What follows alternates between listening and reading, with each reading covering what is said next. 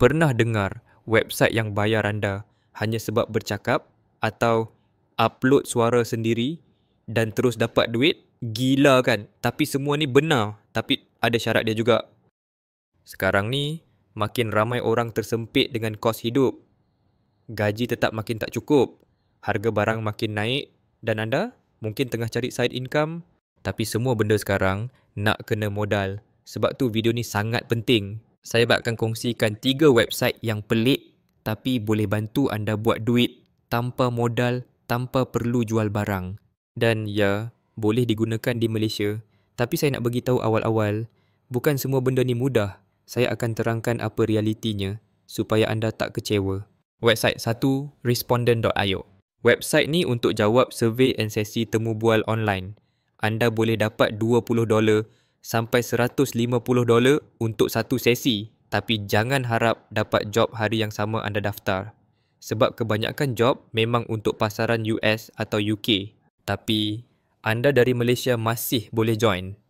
Caranya, isi profil anda dengan lengkap. Letak minat yang relevan macam kerja online, e-commerce, apps. Bila layak, mereka akan jemput anda. Bila dah join sesi, bayaran masuk terus ke PayPal. Tak mustahil boleh dapat RM200 hanya untuk sejam borak online.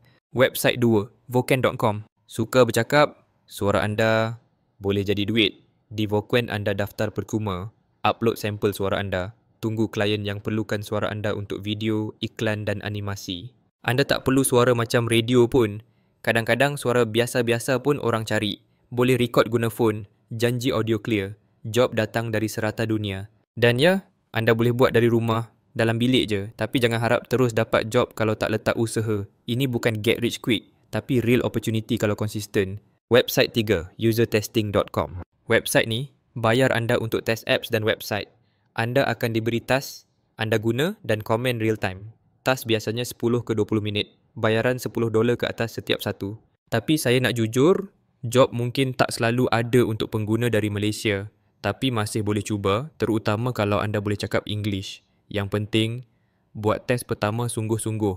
Kalau perform bagus, mereka akan bagi lebih banyak job lepas tu. Nak hasil lebih konsisten, gabungkan semua ni. Pagi buat survey, petang test app, malam buat voice over. Bila dah biasa, anda boleh cipta aliran pendapatan sampingan yang stabil. Tak perlu berhenti kerja hakiki pun. Tapi ingat, semua ni perlukan usaha dan kesabaran. Kalau video ni bermanfaat, tekan like and subscribe sekarang. Like dan share anda bagi impak besar untuk saya terus hasilkan konten jujur macam ni. Dan ya, saya ada hadiah untuk anda. E-book percuma. Betulkan mindset dulu baru buat duit. Link ada kat description. Download je. Free.